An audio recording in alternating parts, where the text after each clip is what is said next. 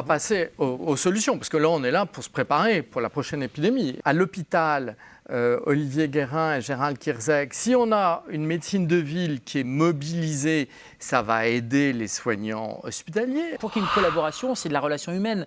Alors moi, j'ai la chance de travailler à l'Hôtel-Dieu de Paris, qui est un hôpital à taille humaine, de proximité. Et je pense que la clé pour qu'il y ait de la collaboration entre la ville et l'hôpital, c'est qu'il y ait des relations humaines entre les praticiens de ville et les praticiens de l'hôpital. Et pour qu'il y ait cette collaboration, il faut qu'il y ait cette relation proche, cette proximité, cette humanité. Or, qu'est-ce qui se passe actuellement ?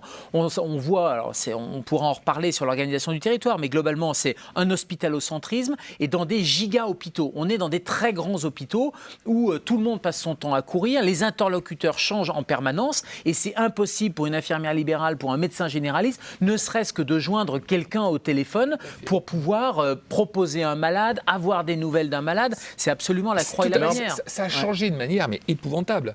Quand je me suis installé il y a 25 ans, quand j'ai besoin d'hospitaliser quelqu'un, j'appelais dans le service, je connaissais le chef de service, est-ce que tu as un lit, tu n'as pas un lit, bon, je te le prends dans 2 jours, 3 jours.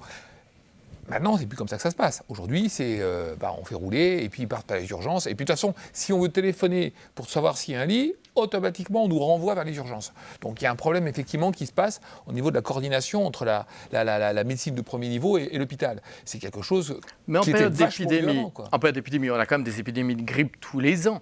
Les épidémies de grippe, on sait que ça va envoyer certains malades aussi en réanimation. Alors le Covid, c'était puissance 10.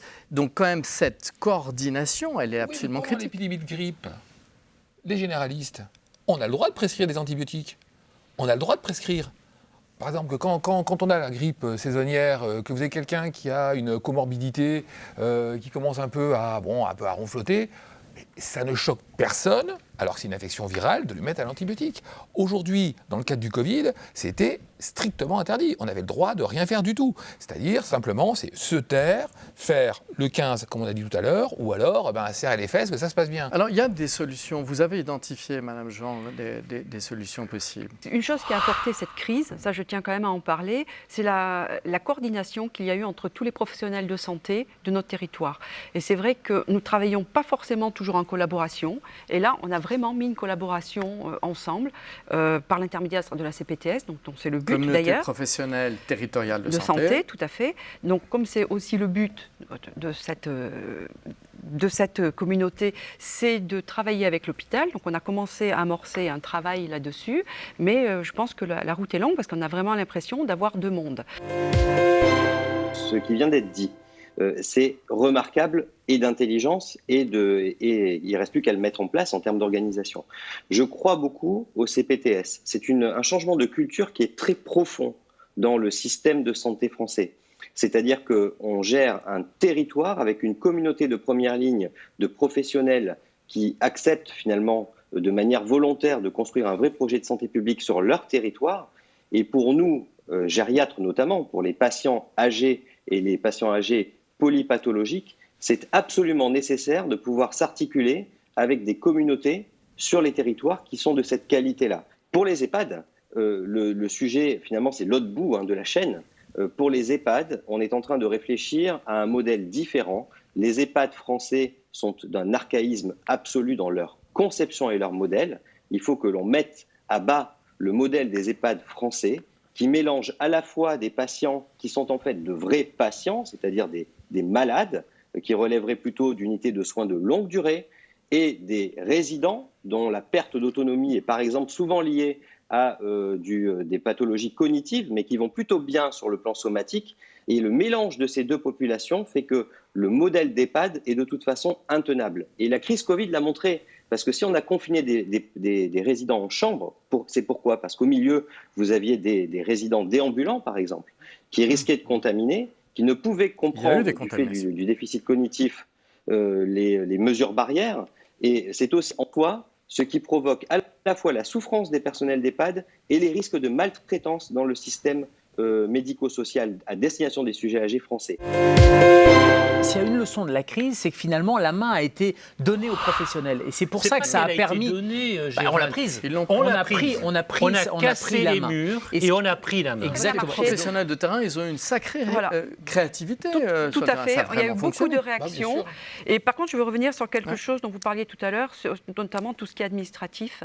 On a été assassiné par l'administration. Je veux dire, par tout ce qui est comme surcharge administrative. Il a fallu qu'on fasse des tournées Covid pour l'ARS, tournées Covid pour la CPM, tournées Covid pour les URPS, pour l'ordre infirmier. Bon, je suppose que ça doit être pareil dans les autres ordres. Je veux dire, on a été assassiné par toutes les couches administratives, tout ça pour n'avoir aucune aide des administrations, sauf les aides vraiment locales. Donc, est-ce qu'on ne peut pas simplifier dans l'intérêt des patients, dans l'intérêt des professionnels, est-ce qu'on ne peut pas simplifier toutes ces couches administratives pour arriver à un résultat beaucoup plus rapide? C'est le rapport, c'est-à-dire que c'est pas le professionnel qui est au service de l'administration, mais c'est l'administration qui est au service, qui est en support. L'administration, elle a un rôle. Les agences régionales de santé, elles ont un rôle, mais ce rôle-là, il a pris une ampleur au détriment du soin, et ça serait souhaitable de rééquilibrer justement et que l'administration soit là en support. Les agences régionales de santé ont un regard et probablement une expertise extrêmement intéressante, mais là, il se trouve que elles ont pris un poids ces dernières années qui, en temps de crise, fait que c'est ingérable au quotidien. Il faudrait quand même que l'administration, en particulier les ARS, elle soit dans une logique d'accompagnement sur les initiatives de terrain. Et je continue à penser, je suis dans une région regroupée, donc très grande région, 13 départements, je continue à penser que la maille est trop grande. Il faut revenir probablement à un renforcement au niveau des départements avec les élus locaux. Moi, je plaide pour que les délégations départementales, les ARS, soient en lien avec les élus locaux dans les départements, avec les professionnels. Je pense que c'est là où on peut arriver à organiser une politique territoriale. Mais c'est surtout en termes d'organisation, de maillage, parce que si on a un maillage pertinent avec des CPTS ou autres, des maisons de santé pluriprofessionnelles, peu importe, mais un échelon 1 de médecine libérale globalement, ou de centre de santé, ou de CPTS, que vous voulez. Derrière, un échelon 2 qui est l'hôpital de proximité, capital. Et je suis d'accord avec vous sur la maille, aussi bien la maille administrative que la maille hospitalière qui doit se rapprocher. C'est l'hôpital généraliste. C'est les généralistes, le médecin qui appelle son collègue urgentiste, on fait le scan, on fait de la biologie délocalisée, des lits d'hospitalisation de médecine générale, et ces gens-là ont l'habitude de travailler ensemble. Ces gens-là ont l'habitude de travailler ensemble. Et donc, ils peuvent se former ensemble. Ils peuvent se faire des enseignements post-universitaires, etc. Bref, on peut faire des choses ensemble, échelon 1, échelon 2. Et l'échelon 3, c'est le CHU de référence. Or, ce qu'on voit depuis des années, c'est que le niveau 2 est en train de disparaître, voire a disparu dans certains territoires, et on a simplement une médecine livrée à elle-même, un CHU de plus en plus dans sa tour de Babel, parce que on fait ce qu'on peut avec une réduction là aussi du plateau technique, enfin pas du plateau technique, mais des lits plus exactement, et donc il y a un fossé qui s'est creusé entre les deux. Donc il faut rhabiller ce fossé. Ce qu'on appelle de nos voeux, c'est un vrai choc de décentralisation dans le monde de la santé, et ce que disait Jean-Paul Ortiz est très juste, c'est-à-dire qu'on ait une vraie décentralisation impliquant les collectivités territoriales, à la fois les maires et les présidents de conseils départementaux. Et il faut qu'on en termine avec l'idée d'une santé qui se décide à Ségur.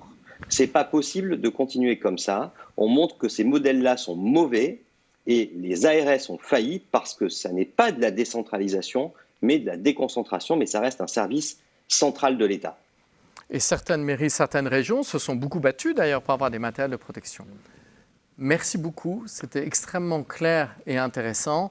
Décentraliser et se coordonner, deux leviers majeurs, on en reparlera.